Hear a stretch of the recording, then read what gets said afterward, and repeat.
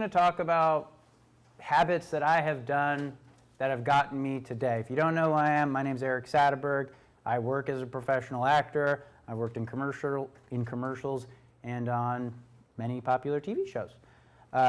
There was a time in my life where I didn't know how to do any of it, I didn't know how to start. I had an education in theater, but I would go to bed at nights thinking I could be doing more, and how do I do this? And it feels so hard to just even like, how do I even get to an audition? How do I even get there? So I'm going to take you through these 3 habits that I've created that have helped me stay on task and help me look ahead, and kind of hopefully give you guys some tasks that you can do on a daily basis that helps you stay clear and like, okay, I see the end game, I see the goal, and these are things that I can do to help me stay focused. And if you've never done this before, I'm going to go over first self-submission.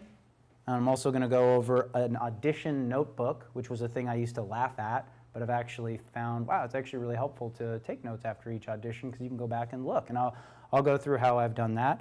And then I'll talk about setting goals, realistic goals. So first, I'm going to take us through self-submission. And I'm going to take us first through LA casting. Now, if you're totally new to acting, I have found that you need to have at least access to these 3 sites: LA Casting, Actors Access, and Casting Frontier. They all cost a little bit of money. Some are more expensive than others, but I have found them to be essential in communicating with casting, agents, and just auditions in general. So I'm going to take you what I do on a daily basis. I submit to these websites. I have an agent and I have a manager who does all of this for me, yet I still do this every day. I still peruse LA Casting, Casting Frontier, and Actors Access. I don't submit on everything, but I do submit on things that I think I'm right for, and I think you should too. I think a lot of actors think, myself included, that once you get an agent or a manager, your job is done, and then they can just take care of everything. But I think that's a flawed way of thinking. This is a very entrepreneurial business. So I'm going to take you through some things that I do, and maybe you do them too, but this is just what I do, and some maybe best practices. So I go to the casting billboard, I go to principal roles, and I'm just going to take you through kind of what I look at. I have my filters set up for things that are right for me, and I'm assuming that if you have these accounts, you do as well. And so I'll look at these things. Now, I think, like me when I was first starting out, I just wanted to work. I just wanted to act in anything. So I submitted for anything and everything that I thought I was right for. And I learned a lot through this process. Learned how to see red flags at castings, like, oh, if this is at someone's house, it's probably not a safe place to be, or it's probably a production that I don't even want to be a part of. But at that time, I just wanted to, like, how do I even audition? How do I even get there? How do I do this? And these things are things that made me learn. So let's look at this. I don't know if I'm right for this, but just for the sake of this seminar, I'm going to click on it. Okay, so you see all of this information here. You see you won't always see who's casting it, but sometimes you will. And if you look at these things long enough, you'll be able to identify their notes from, you'll be able to identify the notes and go, I know who's casting this. And if you're on these websites, you can see pretty clearly some casting directors will reuse phrases all the time, and you're like, okay, I know who that is. So, Bob Waterman, it's non-union, it's a principal, Caucasian, 35 to 50. All right, let's submit on this, okay? You can see the rate here, and you can see this breakdown. Another little interesting thing I learned is that if you are working on this stuff, I always have an open document.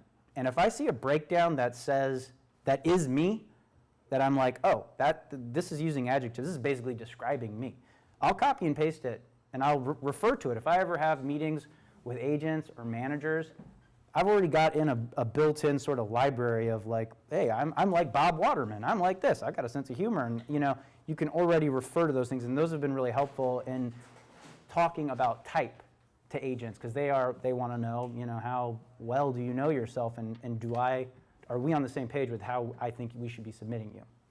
Something to think about. So, okay, we're going to submit. That's the hardest part right there. Okay. So, you have your main photo, and then you have, different photos. And I want to talk, and if you guys are all actors already, you probably already have a lot of these different types of shots. Ones with glasses, ones that are not smiley, ones that are kind of smiley, one is this, and one is that. What I want to highlight is that I have this photo here, this mountain biking photo, a tennis photo, and a hand photo. Now, I bring this up because if you do something special really well, prove it in a photo. Even if I would argue you're like not professional level, like I'm not a professional tennis player, but I booked a commercial with this shot. Now, had I not had this shot, I would not have gotten in for this commercial. And the story is, it was a TurboTax commercial, and for the first spot, for the first call and the callback, they wanted tennis players. So this shot got me in. I auditioned as a tennis player. I ended up booking it, but I ended up playing a groom. And I was never even part of the tennis part. But so it was never explained to me, but this shot helped me get there. Had I not had this shot, I would not have been able to get in for this audition that kind of changed my life. It was a big deal, and financially it really made a big dent. So something to think about. If you have a skill that you do really well, consider putting some time and effort into getting a headshot that proves it. If you're a beauty queen, prove it. If you're good at darts, find a way to figure out the skill. And you never know what skill is needed, no matter how specific it might be.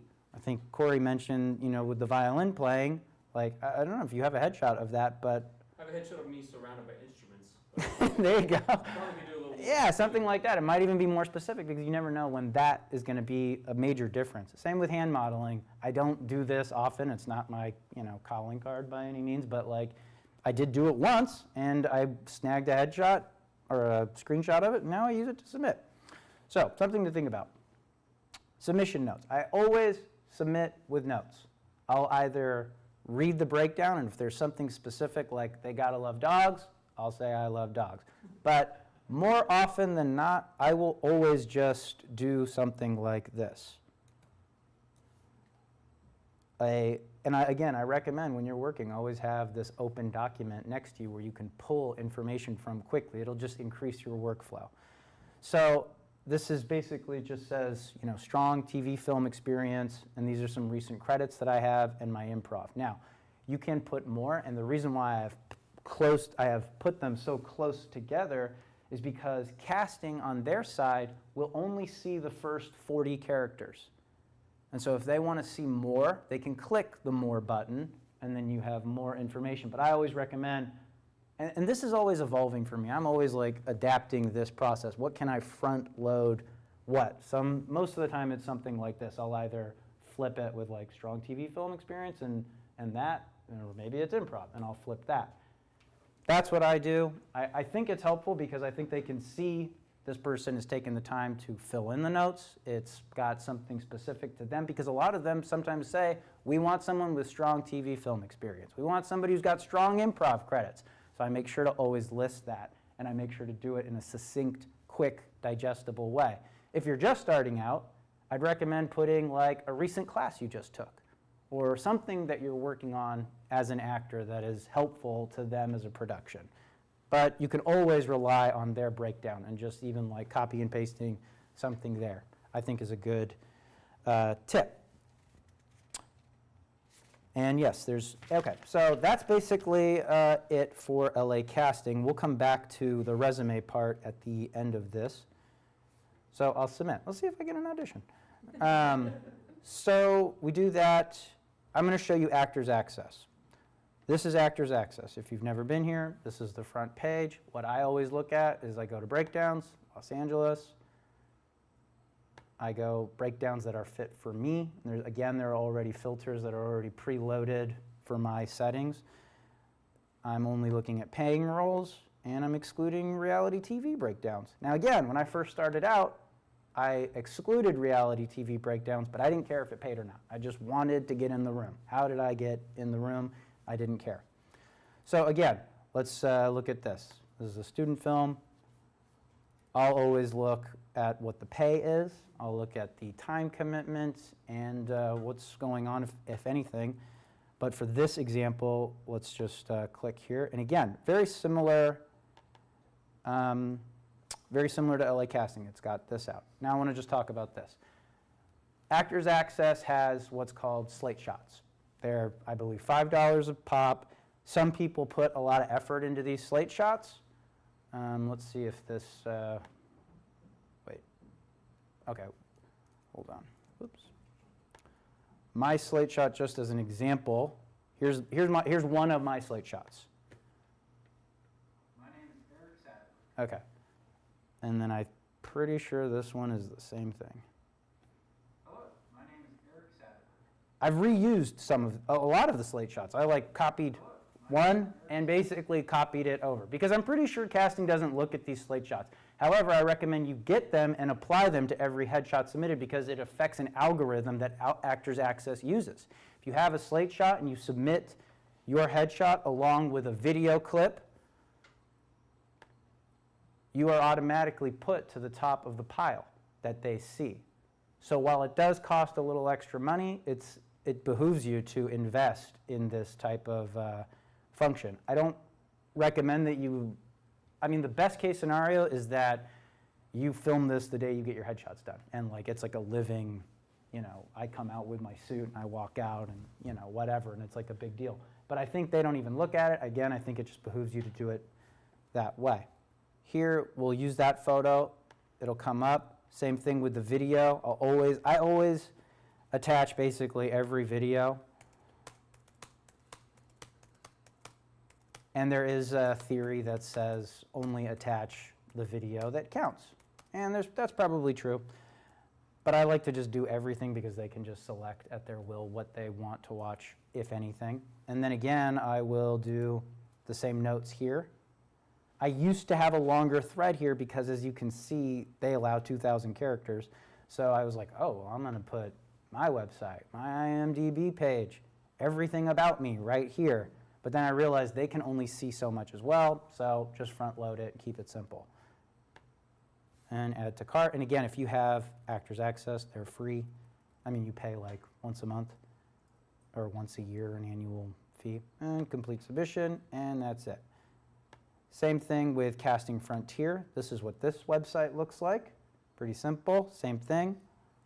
Go to Direct Submit. And again, I feel like most people will probably know how all of these websites work, but just for anybody at home, it's the same who've never done this before. Notes, selecting a headshot. Casting Frontier used to have a video option, which I felt like, and maybe people here have experienced this, it was here for like 6 months and then it went away. Did anyone else see that? Yeah. Now you gotta pay more for it, right? Well, I don't know. I mean, I have the video option, but they used to be able to attach video to a submission, and then it went away, and it was part of the experience, but for whatever reason, it's gone now. So, confirm the submission, and that's it for basically those websites. But I do just want to go over, that's how you submit to those 3 individual websites. That's how I do it. That's how I recommend everyone do it. Always submit with notes, always submit the right photo for the right thing, and submit with the right appropriate notes for that. But I do want to just take you through the different resumes. Each website will generate a pre-loaded website for you that if you fill out correctly, it can look really good. This is Casting Frontiers. They, for whatever reason, and I called and asked them about this, apparently their productions that they mostly associate with want film credits to always be on top. Now, I don't know why that is. In other websites, you can change this, but on Casting Frontier, you cannot. And for somebody like me, whose most of my credits are TV, it's kind of sucky because mine are at the bottom. I would prefer it to be flipped. But there it is. They want their film and training to be right at the top. You cannot change those on Casting Frontier. You can't, usually training is at the bottom, as I'll point out. So, but that's what this looks like. And Casting Frontier, you can attach certain skill clips to certain credits. I personally think that LA Casting does it best because it just looks a lot, you can create it yourself. You can go through all these things. You can easily click on videos here and, you know, very simple. I wanted to just mention that you should always keep your resume as up to date as possible. always, whenever, and I'm always sort of updating this and changing it around and removing credits that are no longer really, in that time period when I was doing anything and everything, I had accrued some credits that I was no longer really as proud of, or really just sort of drug down my other credits. Like, why does he have this thing that he did that's like some industrial from so long ago when he has these other credits? So I just removed it because it was no longer an interesting thing to talk about. I wanted to talk a little quickly about these types of credits on Actors Access, because this always seemed to be challenging for me. What am I going to write about each credit? How am I going to make these types of videos pop out? Well, if you happen to book something, it's typically like this information. I was on Shameless, and this information, a street jeweler convinces Carl to give his girlfriend a cubic zirconia, that was the information that was on the breakdown that they gave me. So it was an easy, like, boom. And that's the scene. That is what I do in the thing. So it's a very simple process. Before, it used to be much like, what am I going to say? Do I give my character a name? What if he doesn't have a name? But I think this is a good eye-catching thing. You put the network first, the character name, if any, and on and on and on. You submit often daily. So on LA Casting and Actors Access and Casting Frontier, the moment you see those breakdowns, you want to submit as soon as possible. I do them at least twice a day at 12 o'clock and at 5 p.m. And sometimes if it's a long day, I'll be on those websites all the time trying to look for new things that I can submit to, or even forward to my manager if I think I'm right. Like if you have a T-Mobile subscription and you see a breakdown that says, we want T-Mobile subscribers for this thing, but maybe your agent doesn't know, or manager, that's a great opportunity to copy and paste that breakdown, forward it to them, and say, hey, just FYI, I'm a T-Mobile subscriber, I'm perfect for this spot.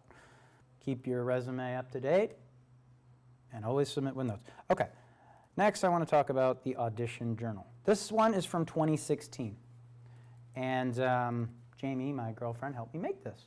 And I went back. I used to keep my audition notes in a little binder, and I used to do it after every audition. I would write all of this information out, and then I realized that they've made a program just for this type of information. So I'm going to give you just sort of like a snapshot of how to appropriately, I think, use this. But again, you guys might already do this, and there might be something better.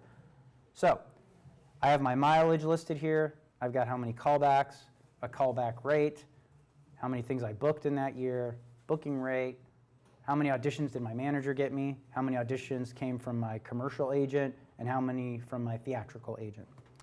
So go through the date, I'll put that there, I'll put the project name, I'll put the casting director, I'll put the role, what website it came from, and what wardrobe was requested of me. Was it casual? Was it upscale casual? And I want to know those qualifiers because the next time I see a casual request, I can look back and go, what did I, because sometimes I go like, what is casual? Or what does upscale casual even mean? Well, I can look back and go, well, this is what I wore this time, so maybe there's a formula here that happens to work. So did I have my beard? Was I shaved? Did I wear glasses? The session runner. This is something that I think is really important, is trying to identify. For a long time, I thought the person operating the camera was the casting director. I thought that was who the casting director is, and I felt incredibly intimidated to even be in the same room with them. And I was like, but as time went on and as I started to take more classes, I started to find that, no, those are the session runners. The casting director hires those people they look at a treatment and then they capture the audition. And often, these guys are actors just like us, trying to make it work themselves. I started to get to know them, and I recommend you do the same. Anytime that you audition for someone, get their name and be polite. And they often have the best advice to give you to help you book the job. So I highly recommend not only getting their name, using their name, and befriending them in an organic way. They're kind of like, acting can kind of feel like this nebulous thing, but when you go to an audition, it's like going to an office. And you're like kind of seeing these people on a daily basis, and so you want to get to know them. And the more I have gotten to know them, the more information that I've gotten from the experience. And it's been a more positive and less frightening experience. I used to be really scared and nervous at auditions, and I still do, but when I go in and I see someone that I know, and it's often that I do, it automatically makes me relax, and I know that I give a better performance when I'm more relaxed. So something to think about. I'll also look at what headshot was submitted by my agent, because again, this information starts to become valuable at the end of the year when I start to go, what headshot is working and which one is not. If this one is being used all the time, we can keep that one. The other ones, I can start to edit out and start to think about what other headshots can I get that are going to be better? What kind of look don't I have? I need a Brad Pitt look. How do I get the Brad Pitt look for the Brad Pitt job? So mileage, this is for, again, end of the year. This column will add up all the mileage. Was I availed or pinned? Was it a first call or callback? Did I book it? Who did it come from? This is SS is the self-submit. I'll notate the address that I saw them at, because again, these casting directors move around, so it's helpful to see where they were. And even we're having another big casting director who's moving as well, moving to a different location. They're not renewing their lease, and they're moving. So it's good to know, like, okay, these people have moved. Good to be in the know. So then I have notes. In 2016, I was putting what I wore there in the notes. Now I have a whole column for what I actually wore at the audition. This is helpful for if you get a callback, you can refer back. This is what I do. What did I wear? Because sometimes the callbacks are listed a month away or 3 weeks away, and it's hard to remember what did I wear. And there are lots of schools of thought that say you want to wear what you wore at the first call to the callback, because these people sometimes don't remember you by name. They remember you by what you wore. And there's a certain level of consistency in your performance, and there might even be some power clothes that you wear, some power clothing that just makes you feel better, or it's like maybe you have that perfect shirt. I know I do. I have clothes that I know are strong clothes. I feel like this is my acting stuff. I don't know that I would wear it outside, but I would wear it for an audition. I also put notes of if I talked to an actor or if I learned something new about someone, I'll put it in the notes. And it could be anything as, I saw Corey and he just booked a KFC spot. I definitely put that in one of my things. Like when I found it, I was like, oh, Corey did that. Yeah, I mean, there are certain little things that I'll just put in. It might mean something later, I don't know, but all sorts of little things. You never know what can help. Take notes after each audition. Don't wait for like the end of the month like I used to and try to remember everything. Just do it at the end of your day. And refer to it often to help for future auditions and or callbacks. And also, if you're going through a dead period and you're feeling like, wow, this month is dead, I'm not going out, you can look back. I have done this. I have felt like, wow, I'm not really going back. I'm not really going out. Was this a busy period for me last year? And I can go back and check and go, wow, I had 10 auditions, or wow, I was dead then too. There's a certain consistency to the industry that I guess I'm being exposed to right now, and it's normal. I don't have to freak out. I don't have to feel like, I'm never going to work again or anything like that. You can just look and see. Or maybe you did go out a lot more and you can call and say, hey, I went out 20 times last month or last year. Is something wrong? Do I need to do something? What can I do to get more opportunities for all of us? And it's a way to chart your success.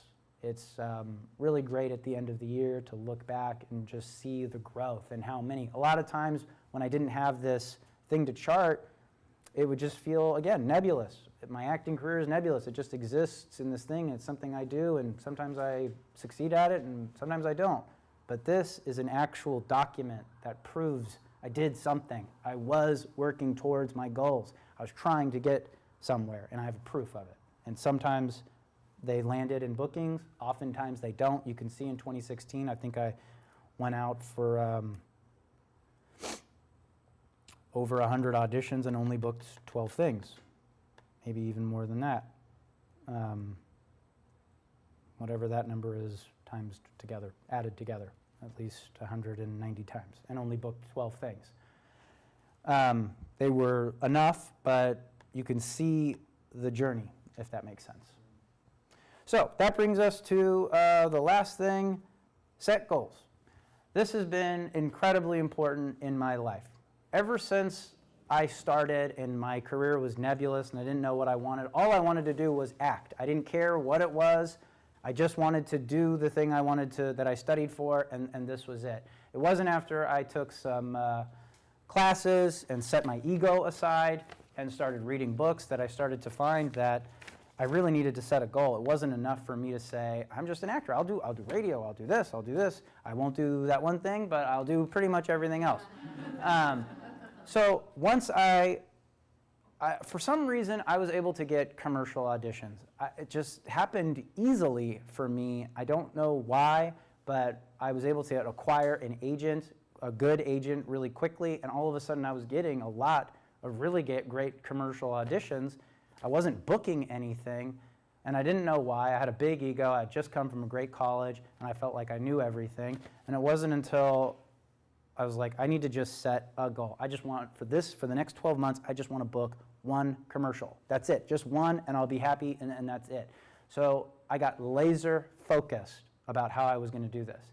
I got different headshots that were commercial based. I got them taken by a commercial photographer. I started taking commercial classes that helped me understand what was expected of me at commercial auditions. I started getting callbacks, I started getting avails, and eventually I landed one commercial, and I finally got there, and it was the power of that goal. And one of the things that really helped me was I set a goal that was out of my reach because it felt really impossible to get a commercial because I had gone through 3 years of trying to get this and it never coming up my way, not even getting callbacks, just like, I don't even know how to, this is just impossible to me. But it wasn't until I got a whiteboard, a big whiteboard, probably like that size, put it on its side, and it just said, book one commercial this year. I put it in a place that I could not escape it. It wasn't like in my bathroom, it was in my room. I had to face this goal every day, and I couldn't play video games or do the things. I had to figure out, how am I going to do this? And it really was incredibly motivational for me to keep going and to do that. I recommend you do the same. And as I got further and further along, I made them more specific. What kind of commercials did I want to book? What kind of brands did I want to work with? I started going like, I want to be in a Coca-Cola commercial. I want to be in a Carl's Jr. commercial. I want to be in this. I don't have those types of commercials. I've never been in those types of commercials, but even just having them there was so important for me to just like, if I got a Coca-Cola commercial or something, I all of a sudden was dialed in. I'm going to look at every detail in this because it's part of my goals. So it became incredibly essential to have this whiteboard, and I think it's essential for pretty much any entrepreneur, which is what we do, to have your goals somewhere where you can't escape them and you constantly are almost in awe of them. You know, make them big, make them scare you. It should motivate you. It should be a goal that you look at and are like, I don't know if I'm going to do this, but I'm going to try my hardest. There was a year in 2013 when I said I was going to book 12 commercials. And it was incredibly daunting. And I couldn't believe that at the very end of it, I had done it. I had booked 12 commercials, and it was a very emotional experience. And it really proved to me that if I set my mind to it, I could accomplish anything. That sounds so weird, but it was absolutely true in my experience. And I know that anybody who does that will do that. If they put their ego aside and learn, I think they can have the same kind of success. So I recommend getting a whiteboard. I think they're pretty cheap. They're like that. You can erase them, and that's mine now. Jamie made this one for me. Mine never used to look this good. It used to all just be written.